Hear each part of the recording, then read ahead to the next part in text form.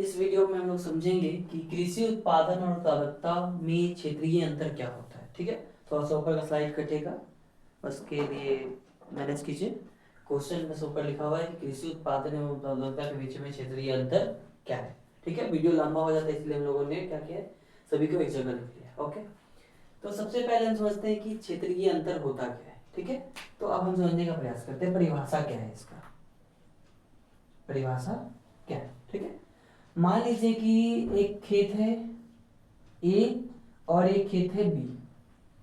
ये भी 1 हेक्टेयर का खेत है और ये भी 1 हेक्टेयर का खेत है। ठीक है, इसमें प्रति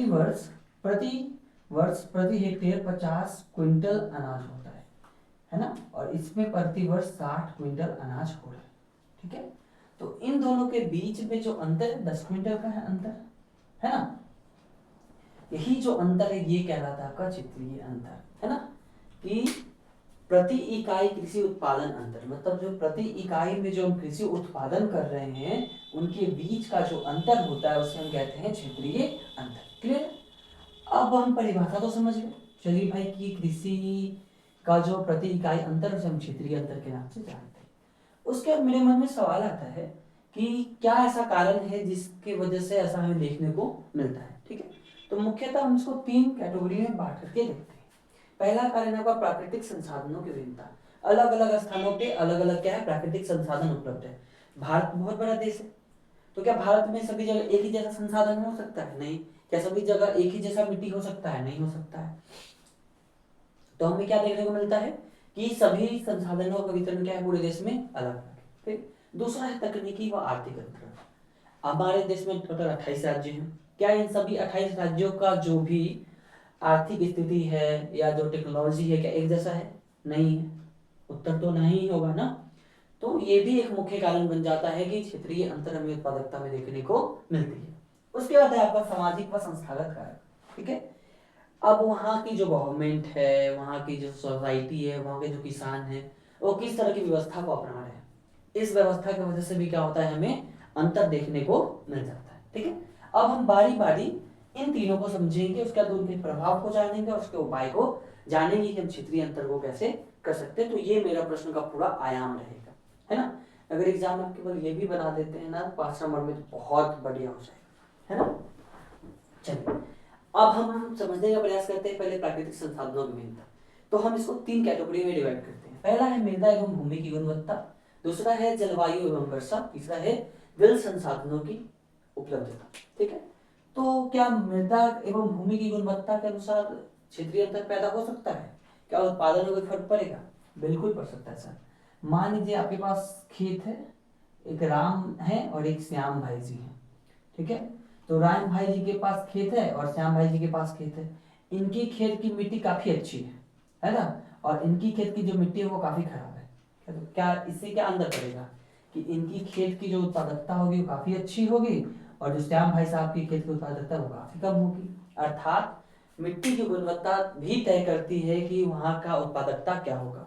ठीक है, अब जैसे अगर लेते हैं कि बिहार, उत्तर प्रदेश, यहाँ का भूमि काफी अच्छा है तो हमें उत्पादन काफी अच्छा देखने को मिल सकता है ना। उसके बाद वहीं अगर राजस्थान है तो राजस्थान बेचारा के पास मिट्टी यहाँ का सही नहीं है, रेगिस्तानी बलुई मिट्टी पाया जा रहा है। ठीक है, तो जो बलुई मिट्टी है उसमें तो अच्छा उत्पादन नहीं होगा, है ना। तो ये हम समझ सकते हैं। दूसरा हमारा है कि जलवायु व वर्षा। ठीक है, अब कहीं का जलवायु काफी अच्छा है, कहीं का जलवायु काफी खराब है, तो क्या इससे भी अंतर पड़ेगा? देखिए, मानसून का पैटर्न से हम इसको समझा सकते हैं। भारत में मानसूनी वर्षा होती है। ठीक है, और पता है कि हम लोग वर्षा पे ही निर्भर होते हैं अपनी सिंचाई के लिए। ठीक है, तो एक क्षेत्र है केरल और एक क्षेत्र है पश्चिम बंगाल। ठीक है, यहाँ पे खूब वर्षा हो रही है, खूब वर्षा हो रही है, तो लोग किसानों को अच्छे से क्या मिल रहा है, पानी मिल रहा है। और एक ऐसा क्षेत्र है जहाँ पे क्या हो रहा है, वर्षा ही नहीं हो रहा है। ठीक है, तो क्या जहाँ वर्षा नहीं रहा वहाँ पे अच्छा उत्पादन हो पाएगा? तो हमारा जवाब होगा नहीं। समझ सुधारी वाली बात है।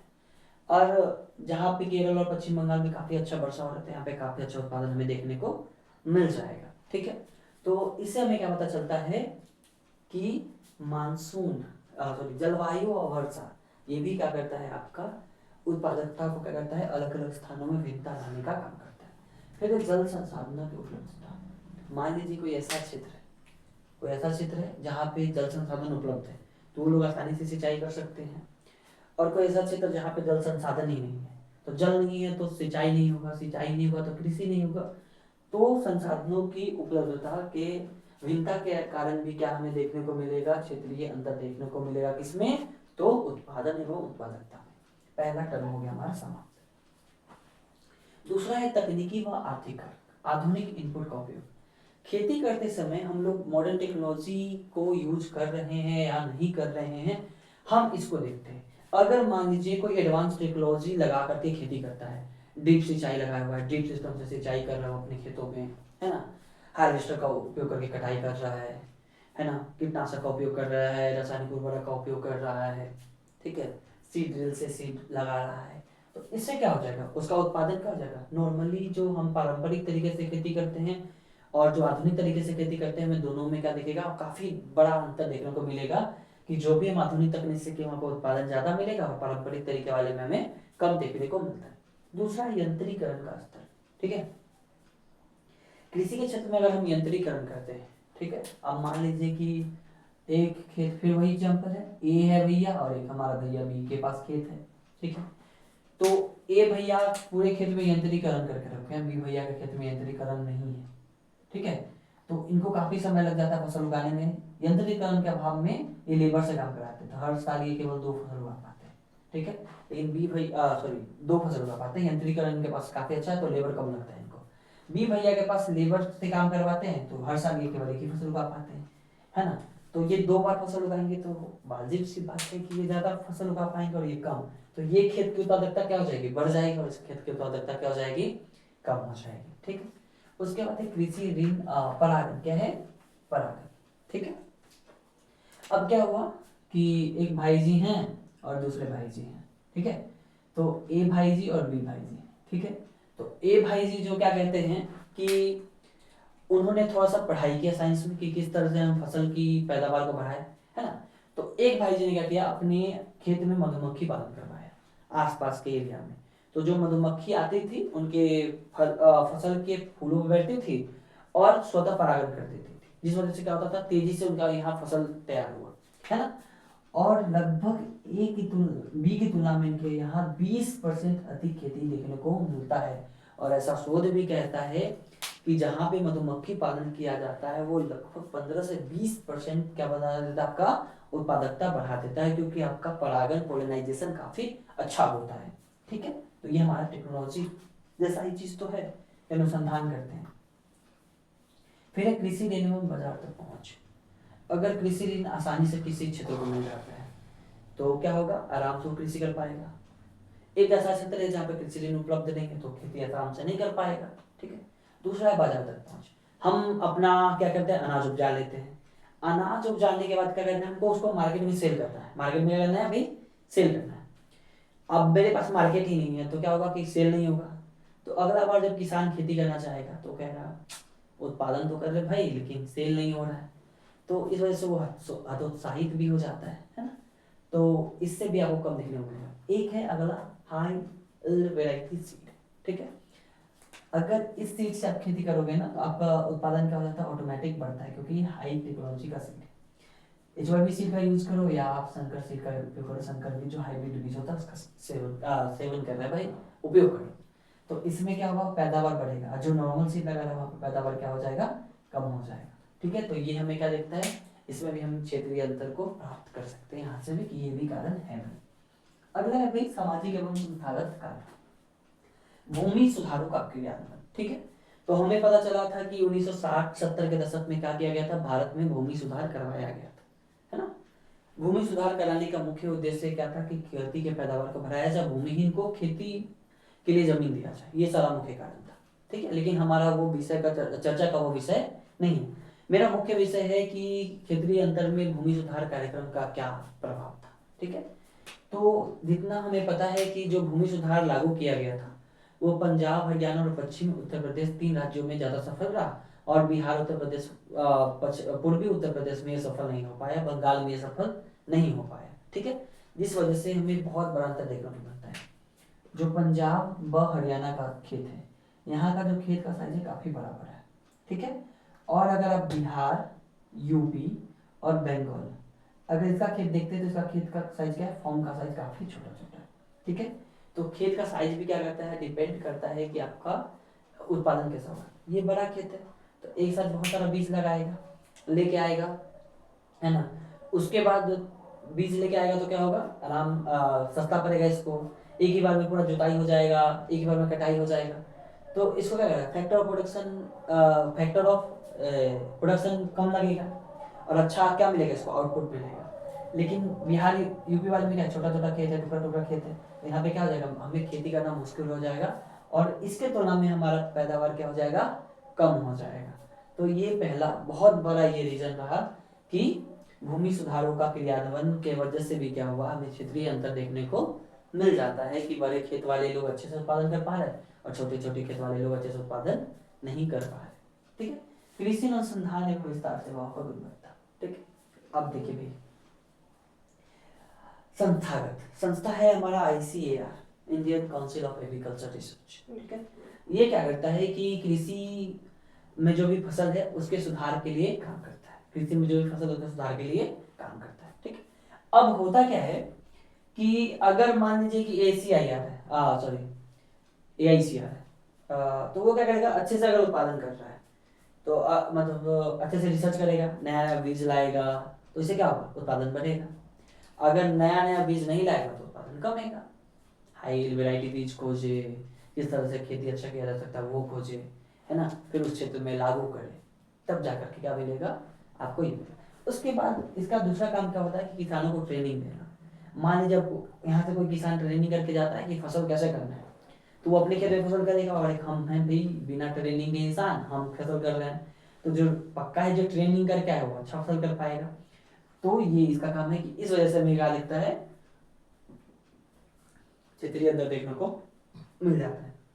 अगला है आपका सहकारी कृषि और FPO, सहकारी कृषि और FPO, ये क्या है भाई, तो सहकारी कृषि और FPO, इसमें क्या होता है कि हम ग्रुप बनाते हैं, क्या करते हैं, ग्रुप बनाते हैं। मान लीजिए कि गांव है, क्या है, एक गांव है, गांव के सारे लोग मिलकर क्या होता है, एक ग्रुप बनाते हैं और सब में का खेत इसमें शामिल किया गया, किसी का इतना है, किसी का इतना है, मतलब इन सभी लोगों का खेत मिला करके खेत तैयार कर लिया, ठीक है। और ये लोग मिलजुल कर क्या करेंगे, खेती करेंगे, ठीक है। मिलजुल कर जैसा ही खेती करेंगे तो इनको आसानी से ऋण उपलब्ध हो जाएगा, है ना, आसानी से ऋण उपलब्ध हो जाएगा, अच्छा पैदावार होगा कि खेत का साइज बढ़ चुका है ना। उसके बाद क्या होगा, अच्छे अच्छे टेक्नोलॉजी का यूज करेंगे, सब अलग अलग माइंडसेट होगा, अपनी जानकारी उपयोग करेंगे तो क्या होगा, अच्छा फसल होगा, ठीक है। और एक ऐसा गांव है जहाँ पे सभी लोग अलग अलग कृषि कर रहे हैं और ये ऐसा गांव है जहाँ पे एक साथ मिलकर कृषि किया जा रहा है, तो कहाँ दिखेगा, यहाँ पे हमें क्या दिखेगा कि यहाँ पे आपका प्रोडक्शन ज़्यादा है और दूसरे वाले गांव में प्रोडक्शन कम है, ठीक। अब है सरकार की नीति एवं निवेश, ठीक है, नीति एवं निवेश। अब जो भारत के दो क्षेत्र की सरकार लेके चलते हैं एग्जाम्पल के तौर पर, ठीक है, एक बिहार सरकार और एक पंजाब सरकार, ठीक है, दोनों राज्यों का, ठीक है। तो पंजाब सरकार क्या कर रही है, कृषि पे सब्सिडी दे रही है कि भाई उर्वरक पे 10% का सब्सिडी है ना, बीज पे 10% का सब्सिडी है, उसके बाद को भी जो कृषि का यंत्र लोगे आपको उतना % सब्सिडी है ना, टैक्स रेट कम है कृषि प्रोडक्ट पे, तो इससे क्या हो जाएगा कि वहाँ का चीजें सस्ता हो जाएगा, तो किसान इजीली इसको बाय कर पाएगा, ठीक है। वही बिहार का जो किसान है तो यहाँ पे उर्वरक महंगा है, बीज महंगा है, तो इस वजह से क्या होगा, यहाँ का किसान उसको नहीं खरीद पाएगा अच्छी तरह से। तो इस वजह से भी आपको देखने को मिलेगा कि भाई पंजाब के किसान क्या करेंगे, अच्छे उत्पादन कर पाएंगे और बिहार के किसान जो है अच्छे उत्पादन नहीं कर पाएंगे, ठीक है। तो अब तक हमने समझा कि क्षेत्रीय अंतर के मुख्य कारण क्या क्या है, ठीक है।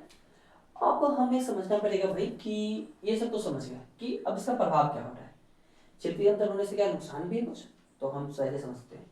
तो कुछ राज्यों में खाद्यान्न अधिशेष तो कहीं पे कमी, कहीं पे कमी। अब क्या हो रहा है भाई, अगर मान लीजिए क्षेत्रीय अंतर है तो कहीं बहुत ज्यादा अधिशेष हो रहा है, जैसे पंजाब हरियाणा में क्या हो रहा है, खूब सारा फसल हो रहा है तो उनके पास फसल बच जा रहा है तो बेच दे रहे हैं, है ना। और कुछ ऐसा राज्य है जहाँ पे फसल ही नहीं हो रहा है, जैसे झारखंड हो गया, राजस्थान हो गया, तो उन लोगों के पास क्या है, खाने तक का भी सामान नहीं है, तो यहाँ पे क्या दिखेगा आपको कि अनाज की कमी दिखेगी। फिर किसानों की आय में बड़ा अंतर, अब जिनके पास अच्छा उत्पादन हो रहा है तो उनके पास अच्छा इनकम होगा, और जिनके पास कम उत्पादन है उनके पास क्या होगा, इनकम कम होगा तो उनके आय में भी बड़ा अंतर देखने को मिलेगा। ग्रामीण गरीबी व पलायन का असमान वितरण। अब भाई जो क्षेत्र कृषि में डेवलप क्षेत्र है ना, तो कृषि से ही अच्छा आय जनरेट कर रहे होंगे, ठीक है, तो उनको बाहर माइग्रेट करने की क्या जरूरत काम करने के लिए, तो वो नहीं करेंगे। लेकिन यूपी बिहार के बच्चे क्या हैं, इनके पास तो खेत कम है, उत्पादन है नहीं, बेचारा का काम चलता नहीं है, तो यहाँ पे क्या दिखेगा, माइग्रेशन हाई लेवल पे हो रहा है। माइग्रेशन क्या हो रहा है, हाई लेवल पे, यहाँ माइग्रेशन लो लेवल का। तो क्या दिख रहा है कि हम दोनों बीच में अंतर भी देख पाते हैं कि माइग्रेशन का लेवल क्या हो रहा है, कहीं पे ज्यादा है कहीं पे कम है। उसके बाद है आपका खाद्य सुरक्षा हेतु चुनौती। भाई अगर मान लो कि कहीं पे खूब सारा प्रोडक्शन हो रहा है, कहीं पे इतना प्रोडक्शन नहीं हो पा रहा है कि अपनी खाद्य आपूर्ति, मतलब जितना हमें जरूरत है उतना हम खाना भी नहीं उत्पादन कर पा रहे हैं, तो हमें खाद्य आपूर्ति की क्या आ जाएगी, समस्या आ जाएगी, और हमारा क्या आ जाएगा, खाद्य सुरक्षा खतरे में पड़ जाएगा। चलिए, अब हम ये तो समझ गए कि भाई खाद्य सुरक्षा, इनकम नहीं है ना, कहीं पर विशेष है कहीं पे कमी है, ये समझ में आया। तो भाई अब सवाल ये है कि इसका उपाय क्या है, हम ऐसा क्या उपाय सुझा सकते हैं जिससे क्षेत्रीय अंतर को हम लोग कम कर सकते हैं। ठीक है, तो हमारे पास 3-4 सुझाव हैं। एक सुझाव है कि सिंचाई सुविधाओं का विस्तार, विशेषकर उत्तर और पूर्वी राज्यों में। कहा जाता है कि उत्तर पूर्वी राज्यों में उत्पादन कम होने का मुख्य कारण क्या है, कि यहाँ पे क्या हो रहा है कि आपका विस्तार नहीं है सिंचाई का, सिंचाई सुविधा अवेलेबल नहीं है अच्छे तरह से, जिससे क्या होता है, उत्पादन कम होता है। ठीक है, और कहीं कहीं पे क्या आ रहा है कि बाढ़ आ रहा है, तो कहीं पे सूखा पड़ जा रहा है, जिस वजह से क्या आ रहा है, कि हमें अंतर देखने को मिल रहा है। फिर है कृषि अनुसंधान एवं तकनीकी हस्तांतरण, तकनीकी हस्तांतरण, कि अब हम क्या करें, नए नए टेक्नोलॉजी को डेवलप करें, अच्छे तरह का बीज बनाएं, वेराइटी ऑफ सीड बनाएं, जिससे क्या होगा कि उत्पादन बढ़ेगा और ये चीज़ खत्म होने का नाम लेगी। कृषि ऋण की उपलब्धता, ग्रामीण क्षेत्र में जहाँ पे लोग कृषि ऋण आसानी से नहीं ले पा रहे, उनके पास ऋण को पहुँचाया जाए कि वो लोग आसानी से क्या कर पाए, ऋण ले पाए, और ऋण लेकर क्या कर पाए, उसका उपयोग कर पाए। ये उपाय हमारे पास हो सकता है। ठीक है, फिर है बाजार संपर्क में सुधार। अगर जो भी किसान उत्पादन कर रहा है ना, तो उत्पादन करने के बाद जो भी वो उत्पादन किया उसको आराम से क्या हो जाए, बाजार में उसका सामान बिक जाए, और कोई बिचौलिया क्या करे, बीच में सामान खाए नहीं, यानी अच्छा विपणन प्रणाली हो, इजी उसका बाजार जाना हो जाए, और आसानी से उसका बाजार में माल भी बिक जाए। ठीक है, तो इससे क्या हो जाएगा, वो लाभ की स्थिति में पहुंच जाएगा। ठीक है, अब हम प्रश्न को खत्म करते हैं। अगर आपको मन करे तो आप इसको ऐड कर सकते हैं अपने उत्तर के अंदर। ठीक है, तो एक है हमारा पंजाब। ठीक है, तो यहाँ पे उत्पादन ज्यादा क्यों, और एक है बिहार, यहाँ पे उत्पादन कम क्यों। हम इसके लिए ना आपको एक डायग्राम बना करके समझा सकते हैं। ठीक है, चलिए, तो पंजाब और पंजाब हरियाणा है, तो यहाँ पे पहले तो उपजाऊ मिट्टी, बिहार और उत्तर प्रदेश से कम कम उपजाऊ है, फिर भी यहाँ पे पहले क्या है, उपजाऊ मिट्टी। ठीक है, उपजाऊ मिट्टी है, प्लस में क्या है, यहाँ पे सिंचाई की सुविधा है, प्लस में क्या है, खेत बड़ा है, खेत का आकार बड़ा है, और कुशलतम उपयोग हो रहा है, खेत का आकार बड़ा है, प्लस इनके पास क्या है, संसाधन है, टेक्नोलॉजी है, और इसका भी क्या हो रहा है, उपयोग क्या कर रहे हैं लोग, कुशलतम तरीके से कर रहे हैं, कुशलतम तरीके से कर रहे हैं। इस वजह से क्या हो रहा है, यहाँ पे बेहतर उत्पादन हो रहा है, और इसके साथ इनका इनकम क्या हो जा रहा है, बढ़ जा रहा है। ठीक है, लेकिन बिहार में जो भी खेती हो रहा है वो किस पे डिपेंडेंट है, नदी, किस पे डिपेंडेंट है, नदी पे या तो वर्षा पे। ठीक है, इस वजह से हमें क्या देखने को मिलता है, यहाँ पे सिंचाई की कमी, सिंचाई की क्या देखने को मिलती है, कमी देखने को मिलती है। सिंचाई जैसे ही कम होता है, जिस वजह से हमें क्या देखने को मिलता है, उत्पादकता को कम देखने को मिलता है। इस प्रकार से हमारा ये प्रश्न क्या हो जाता है समाप्त। इसको आप इंट्रोडक्शन देते समय दोनों को उदाहरण में ले सकते हैं। धन्यवाद।